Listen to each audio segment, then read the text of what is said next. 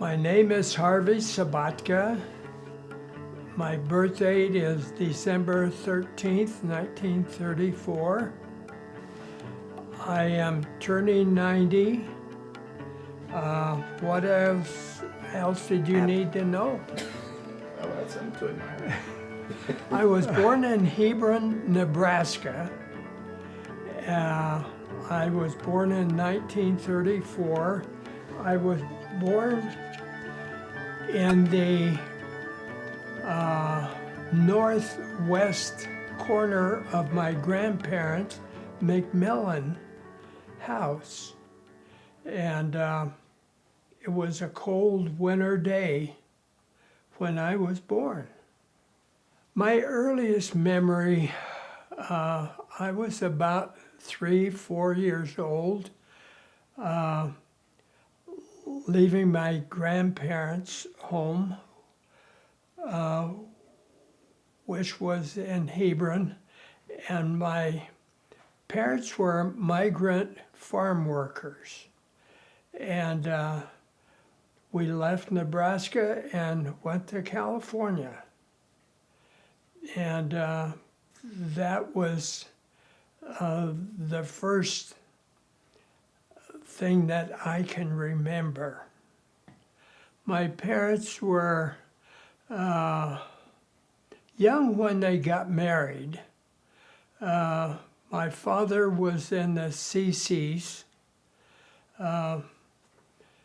and he worked there about 3 or 4 years before we went to California. And my parents thought that they could make more money in California picking crops. We headed for the Imperial Valley, and we lived in a tent. And we cooked on a gasoline green stove Coleman stove, and we slept on cots. I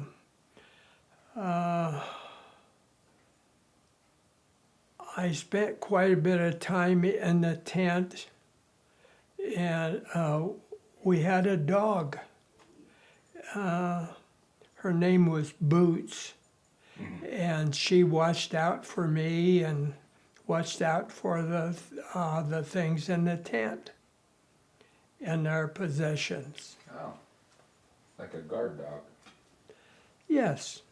Now, you mentioned your dad worked in the CCs. What was the CCs? That was a program that was started by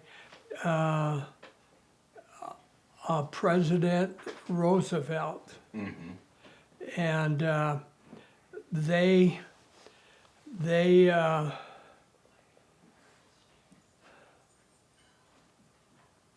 built trails, Mm-hmm. and they improved the roads, and they built power lines for the farmers. So more or less it was to create jobs during the Depression. It was, yes, it was.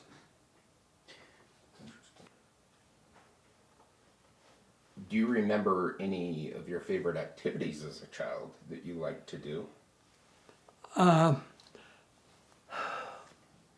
My favorite activities was actually playing with the dogs, and whoever was in the tent area, I played with their children. My folks didn't want me in the fields with them. There was black widows in the plants and some rattlesnakes around, and so I stayed in the house, and we had a Chinese cook that cooked noon meals, and the Chinese person taught me Chinese, and I learned how to count to 10 in Chinese before I ever did in English. And I still remember that as Yat Gi Sam Si Ung Lok Tit Pat Q Sip. And that was, the thing that I remember. We were in California, I believe, and my mother told my father that I was getting to the age where they need to settle down, and I needed to go to school regularly.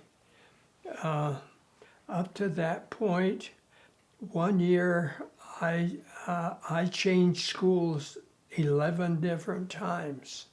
In the same school year? In the same school year. I did not graduate that year to the next grade.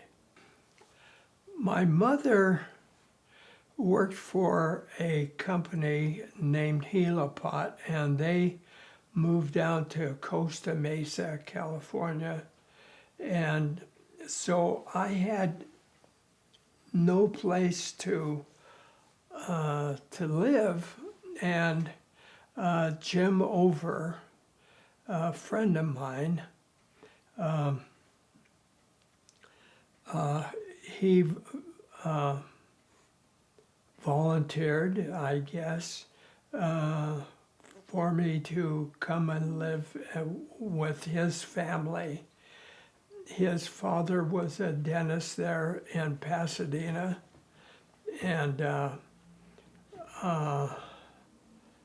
he had a younger sister and his mother, and it was the first place that I ever lived that we had a evening meal that we sat at a long table and had tablecloths, and we even had to wear a shirt to dinner. And even the women? Well, they had their blouses on. Okay. Switch gears a little bit. How did you meet Grandma? Oh, that's a different story. Well, this is a family event, so let's keep it PG. That the first time I saw Grandma was with a friend of mine. I was living at a fraternity house there in Pasadena. Ralph Response was his name. And I don't think Mom really cared for him. But she was going on a date with him. Yes. And the next time I saw Grandma was, I was playing poker. I was living in a fraternity house and we were playing poker. We had a poker room, and it was upstairs, and the guys downstairs hollered up to me and said there was a girl there to see me. And did you ask her out, or did she just show up and wanted to see you? she just showed up. That's not very considerate. Yeah, or thing. Yeah. And she was younger than I thought she was. And she was driving a 1957 T-Bird at that time. And she had her license. And our first date was at the Rose Parade there in Oh, really? Pasadena. Yes. And I was in the Naval Reserves at that time. And the Naval Reserves had the job of protecting the outskirts of the floats, and so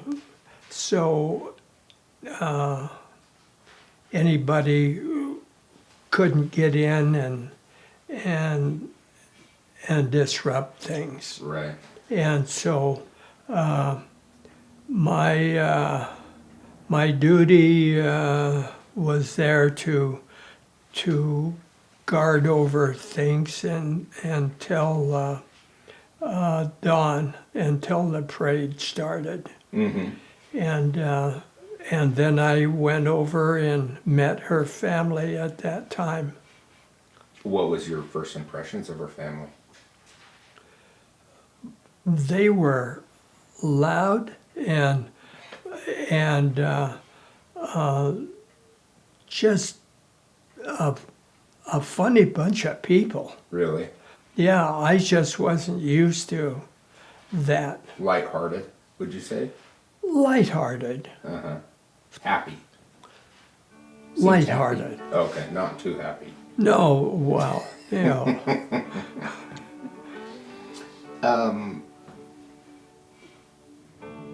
What would you say you're most proud of in your life? My wife. You gave a different answer before. Before you said children. It is my wife now. That is the most proud thing that I Okay, let's cut. she has added a lot to my life. Absolutely. Yeah. Yeah. And so she's just added so much to my life as far as her personality, and that sometimes she hollers at me And hits you. and hits me, Leaf bruises. leave bruises. Yeah, I can relate. That's what a good woman does. Yeah. What do you hope your grandchildren and future generations remember about you? I hope that they remember that I'm not a gruff old guy. Do you think you want to let them know at some point in time that you're not? I'm teasing. We don't need any further jokes. You're correct. What values were most important to you when raising your children? To you, and maybe some stuff you wanted to instill in your children? I think the values that I would like to have seen my children acquire was hard work and truthfulness and respect for their mother. Yeah. What advice would you give your younger self if you could go back in time?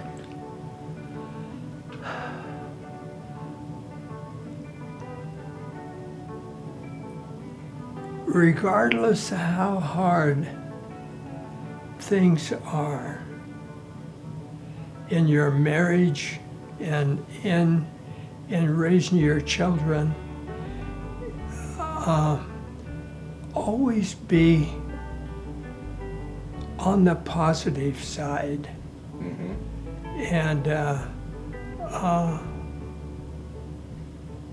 even though that it's hard, stick with it.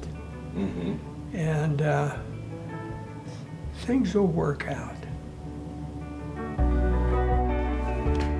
Love ya.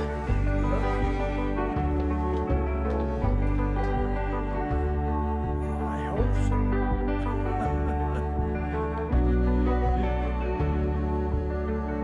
Yeah, do you think so?